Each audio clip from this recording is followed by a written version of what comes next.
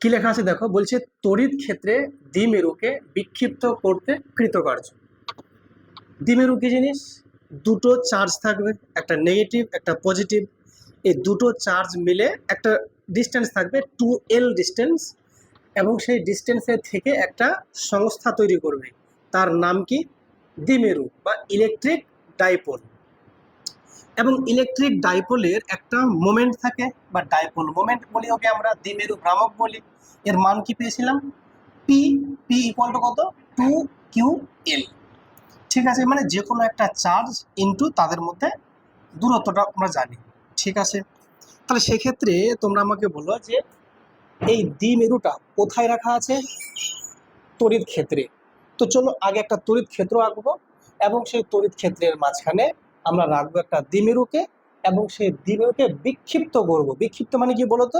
মানে এমনি আছে দ্বিমেরুটাকে, এমনি করবে না, এটাকে বিক্ষিপ্ত করলাম। মানে এমন আছে এমনি, এটাকে বিক্ষিপ্ত না। এটা বিক্ষিপ্ত মানে কি? এরকম আছে, এরকম করলাম বা এরকম করলাম, এটা হচ্ছে বিক্ষিপ্ত করা। যেমন পজিশনে আছে একটু টেরা করে দিলাম।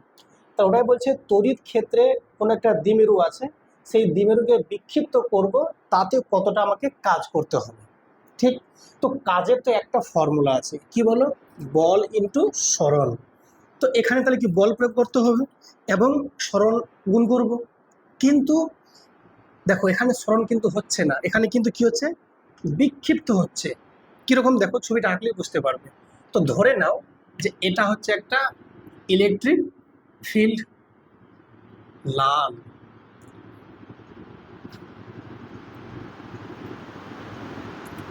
এটা কি বলো?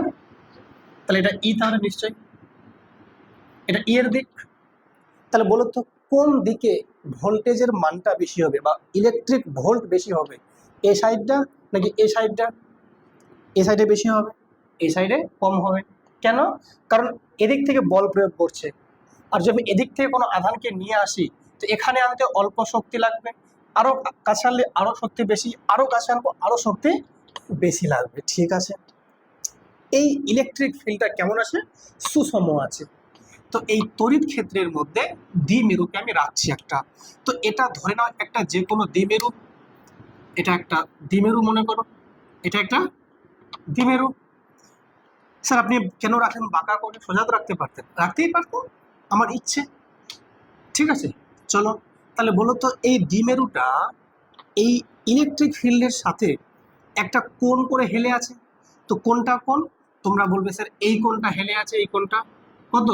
থিটা কোণ মনে করো আছে। তাহলে এই মুহূর্তে এই ইলেকট্রিক ফিল্ডটা বা ইটা এই দ্বিমেরুর উপর একটা ফোর্স অ্যাপ্লাই করছে। সেই ফোর্সের জন্য এখানে একটা টর্ক কাজ করছে। টর্ক মনে পড়ছে কি পড়ছে না? সেই টর্কের মান কি পেয়েছিলাম আগের চ্যাপ্টারে? ও টর্ককে আমরা কি দিয়ে লিখছিলাম? টাও। টাও দিয়ে। তাহলে টাও এর একটা আমরা রাশি পেয়েছিলাম, যে টাও ইকুয়াল ছিল পি ই সাইন থিটা। মনে পড়ছে কি পড়ছে না? পিই সাইন থিটা। তো এই যে এখানে থিটাটা নিয়েছে, এটা এখানে সাইন থিটা হিসেবে কাজ করছে। যদি তুমি শোনো মন দিয়ে, খুব ধ্যান দিয়ে বোঝো, যদি এই যে দ্বিমেরুটা, যদি এটা এভাবে রাখতাম, মানে দ্বিমেরুটার যে আছে তার ডিরেকশনটা আর ই এর ডিরেকশন একই দিকে, তাহলে এদের মাঝে কোনো কোণ থাকতো না। মানে কত কোণ হতো? 0 ডিগ্রি। তাহলে সাইন জিরো কত হবে? 0। তাহলে 0 ইন্টু সামথিং মানে 0, তখন তার আমার কোথায় 0 আসতো, মানে টর্ক কোনো কাজ করতো?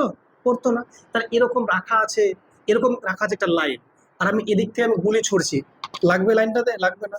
কিন্তু লাইনটা এভাবে রাখা আছে, আমি গুলি ছুড়ছি, প্রত্যেকটা গুলি গিয়ে লাগবে না? তো এই মুহূর্তে গুলিগুলো লাগছে কিন্তু কম লাগছে। গুলি মানে এখানে ইলেকট্রিক লাইনগুলো, বলরেখাগুলো বলছি। তাহলে তোমরা এখানে বুঝতেই পারছো যে এইটাতে কতটা টর্ক কাজ করছে, পিই সাইন থিটা। ফাইন, এটা আমরা কিন্তু শিখে এসেছি আগের চ্যাপ্টারে। যদি না জানো একবার দেখে নাও ক্লাসটা, তাহলে আরো ক্লিয়ার হয়ে যাবে। ঠিক আছে, এবার আমি বললাম এটাকে আমি আরো একটু ঘোরাবো, আরো একটু ঘোরাবো। যদি আমি আরো একটু ঘোরাতে চাই, তাহলে এর উপর কাজ করতে হবে আমাকে। আমি ধরে নাও বলছি যে এটাকে আমি সামান্য একটু ঘোরাবো। সামান্য মানে কি? অল্প অ্যাঙ্গেলে। আর অল্প অ্যাঙ্গেলে কিতে লিখি আমরা? D theta. তাহলে এটাকে আমি যদি ডি থিটা ঘোরাই, মানে আমি বলতে চাইছি এটা এভাবে আছে, তো এটাকে আমি এইভাবে করবো, কথা বুঝা গেল না যায়নি? ওই জিনিসটাকেই এমনি করে দিলাম। তাহলে এই অ্যাঙ্গেলটা কতটা বেড়ে গেল? D theta. এটা কত? D theta. তাহলে এই ডি থিটা অ্যাঙ্গেলটা বাড়াতে আমাকে কাজ করতে হবে। তাহলে কাজ যখন করব আমি, কৃত কার্য, তো কার্যের ফর্মুলা কি? এটা যেহেতু অল্প কাজ করছে, তবে ডি ডাব্লিউ দিচ্ছি মনে করো, অল্প কাজ, তো ডি ডাব্লিউ, ডাব্লিউ মানে ওয়ার্ক, তো কার্য মানে কি? বল ইন্টু সরণ। কারণ বল তো এখানে টর্ক কাজ করছে, তো টর্কটা বলের মতোই।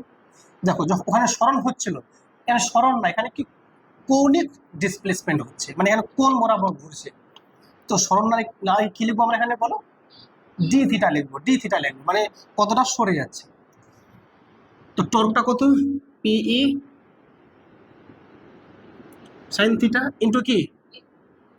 D theta. ক্লিয়ার না ক্লিয়ার? তাহলে এটুকু হচ্ছে কি বলের মতো কাজ করছে। বল না, মানে শোনো, যখন তুমি কোনো একটা অবজেক্টকে এই বরাবর তুমি ফোর্স অ্যাপ্লাই করছো, আর এটা এখান থেকে সরে গিয়ে এখানে এসে দাঁড়ালো, তাহলে এই যে ডিসপ্লেসমেন্টটা যদি ডি হয়, তখন বলবো ওয়ার্ক ডান হচ্ছে এফ ইন্টু ডি। এখানে অবজেক্টটা নিজে থেকেই সরে যাচ্ছিল, কিন্তু এখানে অবজেক্ট সরছে না, অবজেক্ট ওখানে ফিক্স আছে, শুধু ঘুরছে এই মাত্র। তা ঘুরছে কি? কোণ বরাবর। তাহলে এখানে সরণটা কোনটা? কৌণিক সরণ। কতটা কোণে? ডি থিটা কোণে। তাহলে এটা হচ্ছে, দেখো যখন কোণ বরাবর সরছে তখন বল বলবো না, তখন টর্ক বলবো, কারণ ঘুরছে না। তাহলে টর্ক ইন্টু সরণ, বোঝা গেল? কৌণিক সরণ। এটা তাহলে কি? কৃতকার্য, এটুকু ঘোরাবে। এবার তুমি যদি বলো স্যার আমি সম্পূর্ণটা ঘোরাবো, একদম শুরু এখান থেকে শুরু করে, জিরো থেকে শুরু করে, এরকম ছিল মনে করো, এটা এরকম ছিল ধরে নাও প্রথমে, ঠিক আছে, এরকম ছিল মনে করো, এটা 0 ডিগ্রি অ্যাঙ্গেলে আছে, জিরো থেকে শুরু করে আমি একদম থিটা অবধি, মানে থিটার মান যা কিছু হতে পারে, 10, 20, 30, 40, 50, 60, 70, 80, 90, 100, 100, 200 হতে পারে। আমি ইচ্ছা মতো যদি এরকম করে ঘোরাতে চাই, তাহলে এটা আমাকে কি করতে হবে? সমস্ত যোগ করতে হবে, মাটাতে হবে, এর মানে ইন্টিগ্রেশন করতে হবে। তা যদি মোট যদি কার্য ডাব্লিউ হয়, তো কত? ডি ডাব্লিউ, তো কত বলো? তাই এটা pi e sine theta d theta, আর এটা আমাকে ইন্টিগ্রেশন করতে হবে 0 থেকে শুরু করে থিটা অবধি, ঠিক? তাহলে 0 থেকে শুরু করে থিটা অবধি। চলো যদি আমরা সলভ করি, তোমরা তাহলে বলবে পিই এটা তো কি ধ্রুবক, কারণ আমরা ইন্টিগ্রেশন করছি থিটার রেসপেক্টে, তো থিটার রেসপেক্টে কাকে করবো ইন্টিগ্রেশন? Sine theta. তাহলে পিইটা কি? কনস্ট্যান্ট। তাহলে পিইটা কিন্তু বাইরে বেরিয়ে গেল, এটা 0 থেকে theta sine theta d theta. বুঝতে পারছো কি পারছো না? যদি এটাকে সলভ করা হয়, তাহলে তোমরা ইজিলি বলতে পারবে এখানে পিই আছে। এবার সাইন থিটার ইন্টিগ্রেশন কত হয়? সাইন থিটার ইন্টিগ্রেশন হয় মাইনাস কস থিটা, কথা বলো? তাহলে মাইনাস কস থিটা, আর এই কস থিটার ভ্যালুটা কত? 0 থেকে থিটা অবধি। ক্লিয়ার না ক্লিয়ার না? ওকে ফাইন, সমান সমান, এই মাইনাসটাকে বাইরে করে দাও, কোনো ব্যাপার না। তাহলে মাইনাস কত হলো? পিই, আর এটা হবে কত? কস থিটা, মানে কি কস থিটা থেকে এবার কত 0 লেস করবো, তাহলে কস থিটা মাইনাস কস 0, মানে এটা আপার লিমিট, এটা লোয়ার লিমিট। তাহলে মাইনাস পিই, তো কস থিটা থেকে কস 0 মানে কত? 1। এই মাইনাসটা যদি আমি আবার ভেতরে ঢুকিয়ে দিই, তাহলে মাইনাস মাইনাসে +1, আর মাইনাস প্লাসে মাইনাস কস থিটা হয়ে যাবে। তাহলে সাজিয়ে লিখলে কত হবে বলো? P 1 minus cos theta. জিনিসটা হয়েছে ক্লিয়ার না ক্লিয়ার? দেখো ভালো করে, 1-এর চিহ্ন কি ছিল? মাইনাস, তো মাইনাসটা ভিতরে ঢোকালাম, তো মাইনাস মাইনাসে কি +1 হয়ে গেল, আর এখানে ছিল প্লাস ছিল, তো মাইনাস প্লাসে মাইনাস হয়ে গেল, ঠিক আছে? তাহলে মোট যে কৃতকার্য, মোট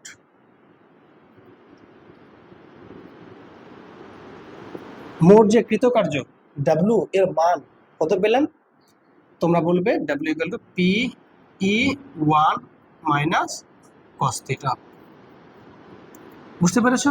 এবার এখান থেকে আমরা দেখব বিশেষ বিশেষ কেস, দেখব কেস, যে যদি এটা 0 ডিগ্রি থেকে 90 নিয়ে যায় কত কাজ করতে হচ্ছে, 90 থেকে 180 নিয়ে যাবো কত কাজ করতে হচ্ছে, বা এরকম আমরা চেক করে দেখে নেবো, ঠিক আছে? তো চলো আমরা এটা লিখে নেব। এবার এই জিনিসটাই আমরা এবার বিশেষ বিশেষ ক্ষেত্র লক্ষ্য করব। তো বিশেষ বিশেষ ক্ষেত্র কেমন? যে এমন এখানে দেখো, এখানে যে আমি নিয়েছি কত? 0 থেকে থিটা অবধি নিয়েছি। তো জিরো মানে কি এটা এভাবে ছিল, থিটা মানে এতটা। তো এখান থেকে এতটা করতে আমাকে কি শক্তি ব্যয় করতে হয়েছে না? যদি আমাকে শক্তি ব্যয় করতে হয় তাই হ্যাঁ করতে পারো, কোনো ব্যাপার না। হ্যাঁ, এদিকে বোঝো তাহলে। ধরে নাও এই যে ব্ল্যাক লাইন দেখাচ্ছি আমি, এটা হচ্ছে তড়িৎ দ্বিমেরু, মানে এখানে আছে নেগেটিভ চার্জ, এখানে আছে পজিটিভ চার্জ, আর এটা দূরত্ব কত 2L। ঠিক আছে, আর তোমরা জানো যে পি এর যে ভ্যালু, পি মানে কি বলো তো, ডাইপোল মোমেন্ট, তো এর মানে কত বলো, 2QL। Very good, 2QL। এখানে কিউটা কি, একটা যে কোনো চার্জ, ধরে নাও এখানে আছে নেগেটিভ চার্জ আর এখানে আছে পজিটিভ চার্জ, বলেই তো এটা কি একটা সংস্থা তৈরি হয়েছে। তাহলে এখানে কিউটা হচ্ছে চার্জ আর 2Lটা কি দূরত্ব, মানে এই যে ডিস্টেন্সটা কত 2L। এবার এই মুহূর্তে তোমাকে আমি যদি প্রশ্ন করি যে এই জিনিসটা এই ইলেকট্রিক ফিল্ডের সাথে কত ডিগ্রি অ্যাঙ্গেলে আছে, 0 ডিগ্রি। এই 0 থেকে আমি থিটা নিয়ে যেতে এতটা কাজ করতে হয়েছে।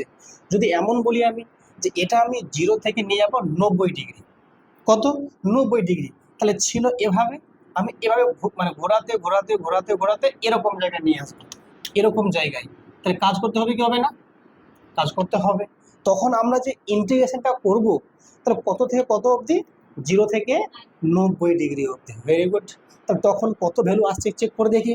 এটা যাওয়ার আগে তোমরা একটা কথা বলো আমাকে, যে এইখানে আমরা যে এই ডিমেরুটাকে এই যে থিটা কোণে ঘোরালাম, কাজ করলাম, শক্তি ব্যয় হলো, আমার শক্তিটা গেল কোথায়, এখানে গেছে। আমি তো এজেন্ট, আমি বাহ্যিকভাবে টর্ক অ্যাপ্লাই করলাম, দিয়ে শক্তিটা ব্যয় হয়েছে। এই শক্তিটা এর মধ্যে জমা থাকছে কি হিসেবে, স্থিতি শক্তি হিসেবে। বলো কোন শক্তি, স্থিতি শক্তি।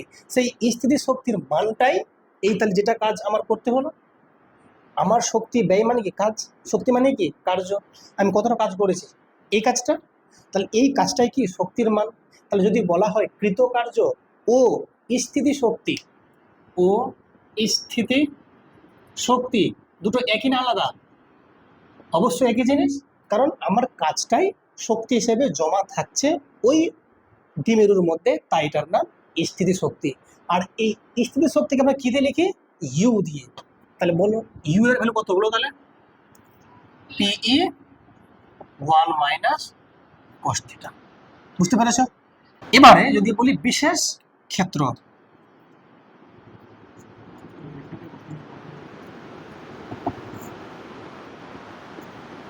বলি বিশেষ ক্ষেত্র মানে কি, আমি যদি বলি যে কার্য করব আমি কতটা পরিমাণ, যদি এটাকে সাম্যাবস্থান থেকে, এটা সাম্যাবস্থান তো নাকি, সাম্যাবস্থান থেকে নিয়ে যাব 90 ডিগ্রি ঘোরাবো, তাহলে সাম্যাবস্থান থেকে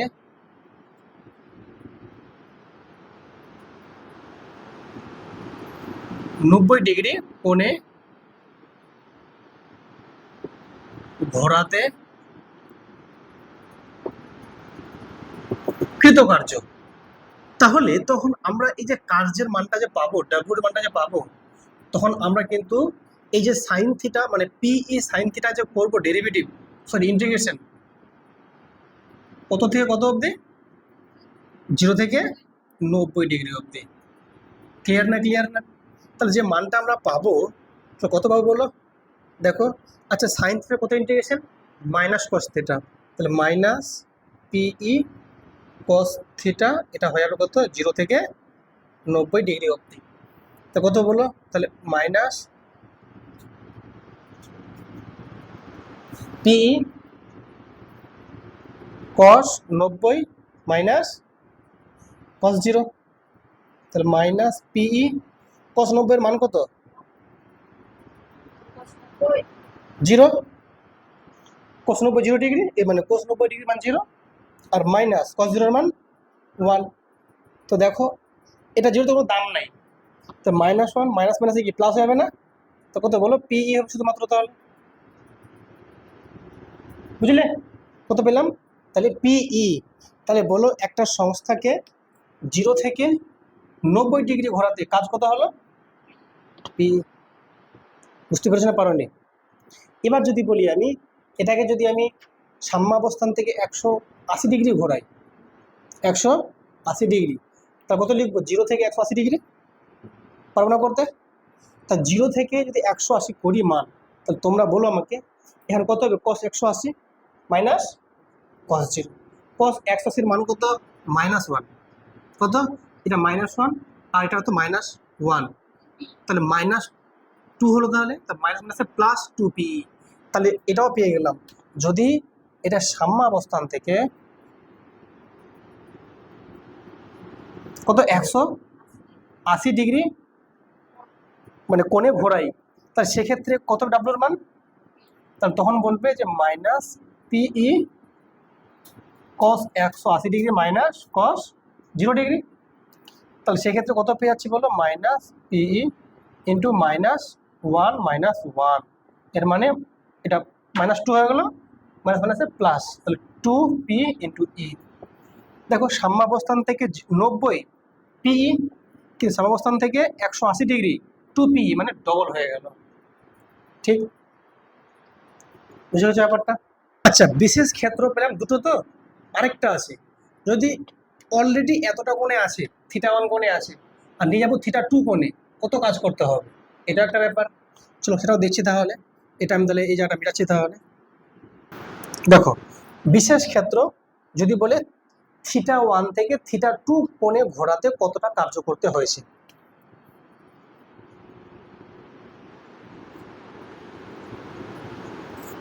তাহলে θ1 থেকে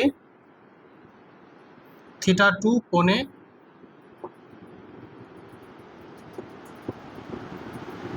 ঘোরাতে কৃতকার্য, তাহলে সেক্ষেত্রে এখানে কত হবে? θ1 থেকে θ2, তার মানে এইখানে কত বলো? তাহলে এখানে হয়ে যাবে তাহলে মাইনাস বলো PE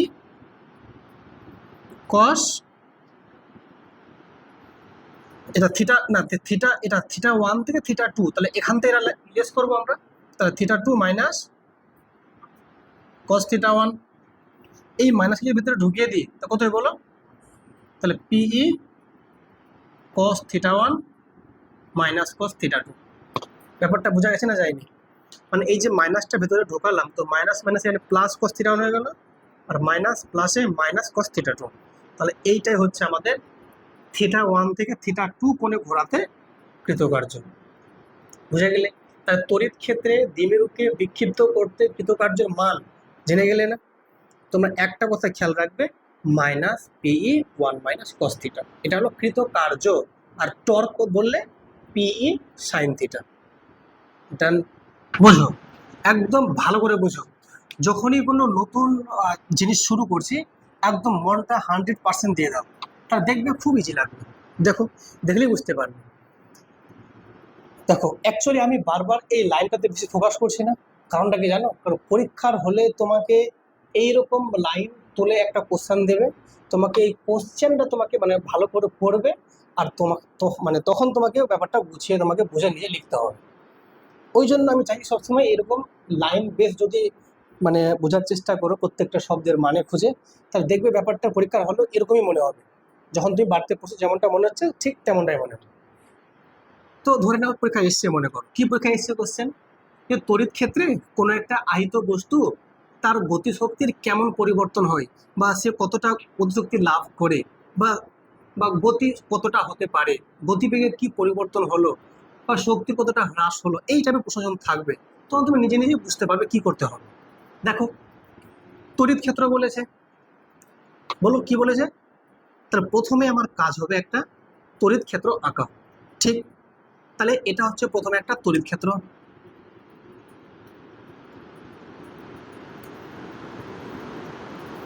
আর তোমরা হয়তো বলতে পারো যে স্যার এখানে তড়িৎ ক্ষেত্র তো বলেনি, সুষম না অসম। আমি কেন বললাম সুষম? আর কিছু না বলে ভাড়ায় নেবো আমরা, ঠিক কি না? তো চলো, এটা তাহলে হচ্ছে একটা সুষম তড়িৎ ক্ষেত্র। তাহলে এই তড়িৎ ক্ষেত্রের দিক কোন দিক আছে? এদিক থেকে ওদিকে আছে, এটা হচ্ছে ই এর ডিরেকশন। কোনো সমস্যা নয়। তাহলে তাহলে এই বরাবর লাইনগুলো পাস করেছে, মানে ফোর্সটা ওইদিকে কাজ করছে। তাহলে নিশ্চয়ই ভোল্টেজের মানটা মানে ইলেকট্রিক পোটেনশিয়াল এদিকে বেশি না এদিকে বেশি? এদিকে বেশি, কারণ অসীম দূরত্ব থেকে কোনো আধানকে যদি এই বরাবর নিয়ে যায়, কাজ করতে হচ্ছে আমাকে। এখানে আনলে অল্প কাজ, একটু বেশি কাজ, আরও বেশি কাজ, যত দিকে যাব তত কাজের পরিমাণটা বাড়ছে।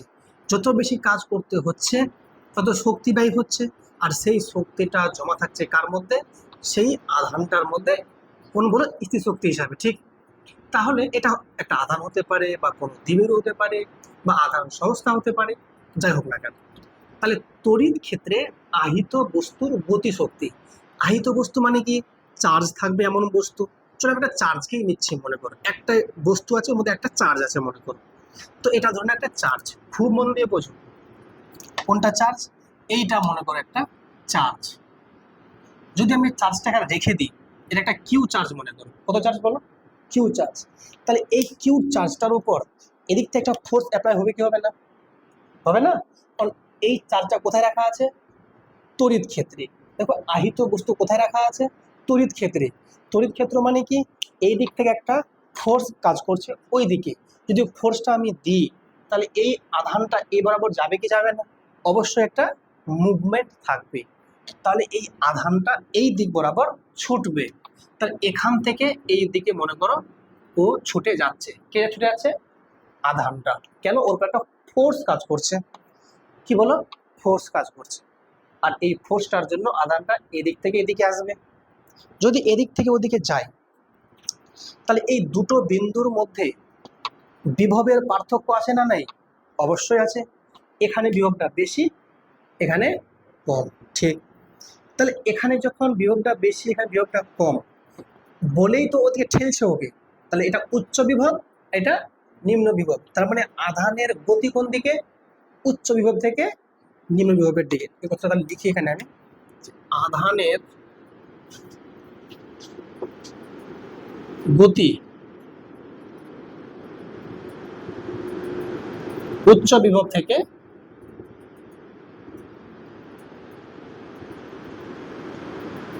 নিম্ন বিভবের দিকে, ঠিক।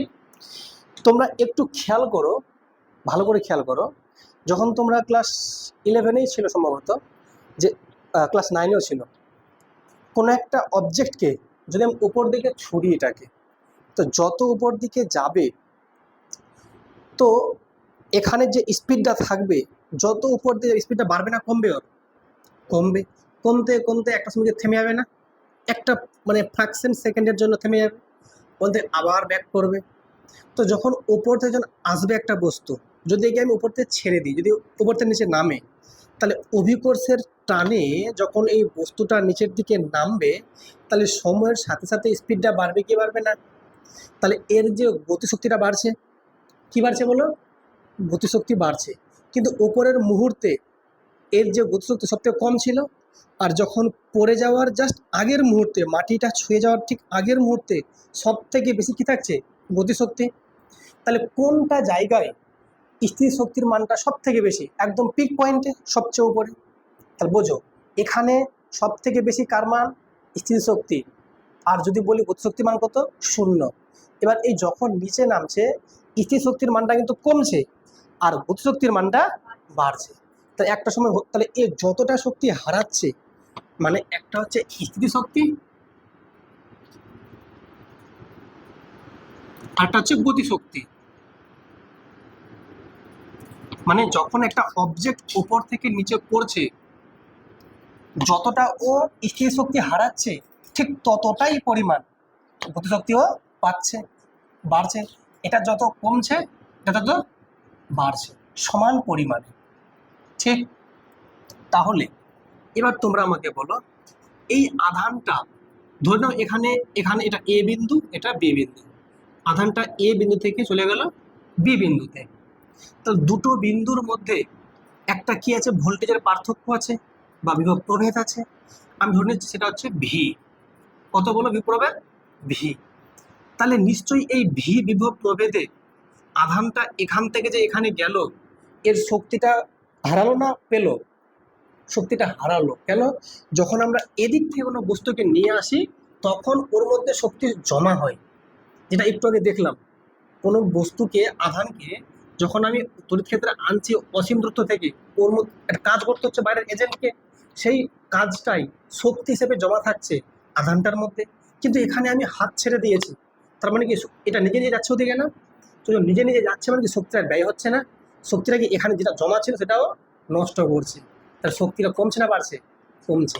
তাহলে শক্তির কি হচ্ছে, হ্রাস হচ্ছে। তার মানে কোন শক্তি হ্রাস হচ্ছে বলো, স্থির শক্তি হ্রাস হচ্ছে। তাই যতটা স্থির শক্তি হ্রাস হচ্ছে সেই পরিমাণ শক্তি কিসে রূপান্তরিত হচ্ছে? গতি শক্তিতে। তাহলে ওর গতিবেগটা বাড়বে না বাড়বে না? বাড়বে। এখানে ধরুন গতিবেগ ছিল মনে করো v1, আর এইখানে গতিবেগ মনে করো v2। এখানে গতিবেগ v1, এখানে গতিবেগ v2। এটা কিন্তু ছোট হাতের ভি লিখেছি। এই ভি মানে ভেলোসিটি, গতিবেগ। v1টা কম, v2টা বেশি। কেন? যত ওদিকে যাচ্ছে। আচ্ছা, এই আধানটা নিজে যাচ্ছে না আমরা নিয়ে যাচ্ছি ওকে? নিজে নিজে যাচ্ছে। কেন? ওর মধ্যে যেটা শক্তি জমা ছিল সেটা ও কমাচ্ছে, হ্রাস করছে, আর শক্তি ব্যয় করছে, আর নিজে নিজে ও ছুটছে। তাই সেই হ্রাস শক্তি, তাহলে আমি যদি বলি হ্রাস শক্তি, যতটা শক্তি কমছে ঠিক তত শক্তি কি গেইন করছে, মানে পাচ্ছে প্রত্যেকে গতিশক্তি। তাহলে গতিশক্তি কি বৃদ্ধি। এটা বুঝলে কি বুঝলেন? মানে যে হারে কমছে সে হারে কি হচ্ছে? বাড়ছে। যতটা পরিমাণ কমছে ততটাই পরিমাণ বাড়ছে। ঠিক আছে, তাহলে কতটা শক্তি কমছে, কত আধান আছে তোমরা জানো যে একক আধান নিয়েতে যে কাজ করতো সেটা ভি। যদি কিউ চার্জ হয় তো কিউ ভি, তাহলে এখানে শক্তি হ্রাস কত? কিউ ভি নিশ্চয়ই। এটা কোন ভি? বিভব প্রভেদ। আর এদিকে গতিশক্তি বৃদ্ধি। তা এবার বললো গতিশক্তির ফর্মুলা কি? মানে গতিশক্তি কি বলে? Kinetic energy. E for energy আর কে ফর কাইনেটিক। ফর্মুলা কি? Half m v square. তো এইখানে ছিল গতিবেগ কত? v1, তো এখানে তাহলে v1 স্কোয়ার। আর এখানে আমি নাম দিচ্ছি ই কে, আচ্ছা এটা 1 দিলাম, এটা কোন পয়েন্টে? এ পয়েন্টে এ দিলাম, এটা কি বি, কত? Half m v2 square. বলো v1 এর মান বেশি না v2 এর মান বেশি? v2 বেশি। কেন? যত এদিকে যাচ্ছে তোর তত গতিবেগটা বাড়ছে। যদি v2 বেশি হয় তাহলে নিশ্চয়ই ই কে বিটা গ্রেটার দেন ই কে এ, তাই তো? যদি এই মানটা বেশি হয় তাহলে তোমরা কিন্তু বলতে পারবে শক্তি বৃদ্ধি কতটা, লেস করলে বোঝা হবে। তাহলে স্যার ই কে বি পয়েন্ট থেকে ই কে এ পয়েন্টটা লেস করলে বোঝা হবে কতটা শক্তির বৃদ্ধি হয়েছে। কার শক্তি? গতি শক্তি। তাহলে বলো এখান থেকে কিউ ভি, এটার মান কত? হাফ এম, দেখো ভি বি টু আছে স্কোয়ার মাইনাস কত? Half m V. আচ্ছা ঠিক আছে, এখানে এটা এ নাম দিচ্ছে। হ্যাঁ, এটা এ এ পয়েন্ট না, তাই তো? এটা ভি বি, সরি বি হবে এটা, তাই তো? কি তাই তো নাকি? বলে এখান থেকে কমন কি আছে? হাফ এম কমন, তাহলে V B square minus V A square. Clear না? ক্লিয়ার না? তাহলে সেই ক্ষেত্রে তোমরা কিন্তু, আচ্ছা তার মানে এখানে ঠিক আছে, আমি ধরে নিচ্ছি এই মানটা একটা মান আসবে যে কোনো, এই মানটা ধরুন চলে আসলো Q capital V half m, এই মানটা মনে করে আসলো ভি স্কোয়ার, একটা মান যে কোনো আসলো বিয়োগ করে ভি স্কোয়ার। তাহলে সেক্ষেত্রে এখান থেকে তোমরা যে কোনো রাশির মান বের করতে পারো। যদি বলে গতিবেগ কত হবে, যদি বের করতে বলে শুধু গতি বলে, তাহলে গতি মানে কোনটা? এটা না এটা? এটা এটা, কারণ এটা তো বিভব, এটা ছোট ভি। যদি এটা বের করতে হয় তাহলে দেখো এটা আমি একটু সাজাচ্ছি, তাহলে দেখো তাহলে কত বলো? ভি স্কোয়ার সমান হবে কত বলো? তাহলে এটা হবে তাহলে two q v by m. আর যদি শুধুমাত্র ভি বলে root over two q v by m. তাহলে এটাই হচ্ছে আমাদের গতিবেগের ফর্মুলা। কার গতিবেগ বলো? যে কোনো একটা মানে আধানকে বা কোনো একটা বস্তুকে, যেটা আহিত বস্তু আছে, যদি ইলেকট্রিক ফিল্ডে রেখে দিই তাহলে সেটা এই বরাবর আসতে যে ওর গতিবেগের পরিবর্তন হবে সেটা হচ্ছে সেই গতিবেগের মানটা। হয়েছে ক্লিয়ার?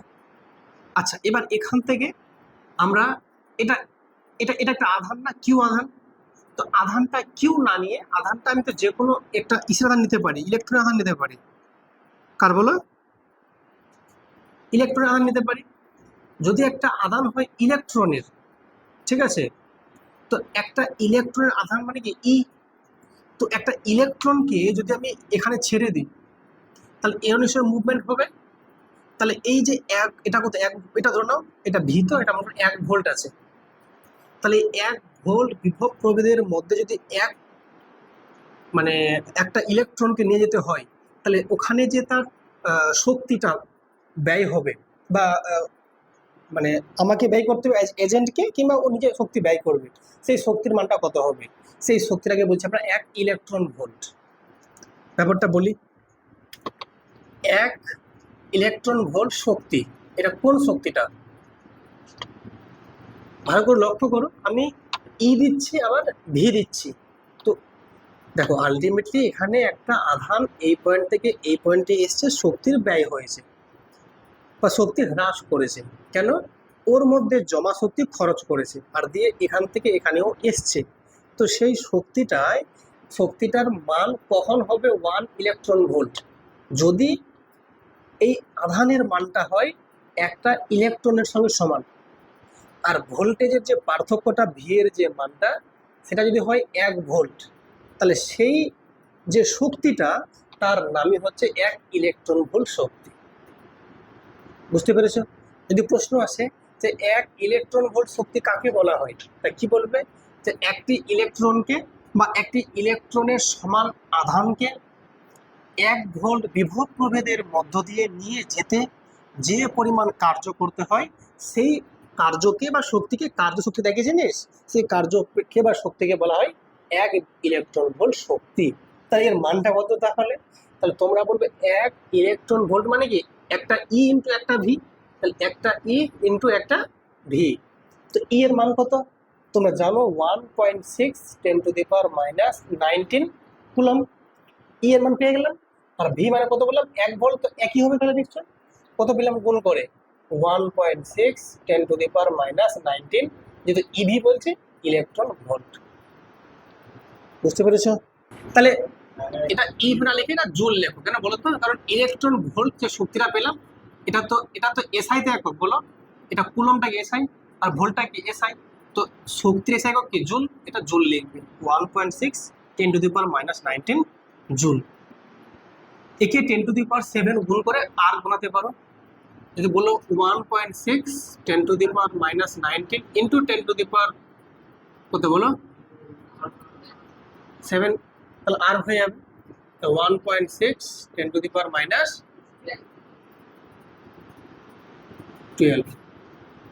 আর, কারণ 1 জুল মানে কত? 10⁻7 আর, ঠিক আছে।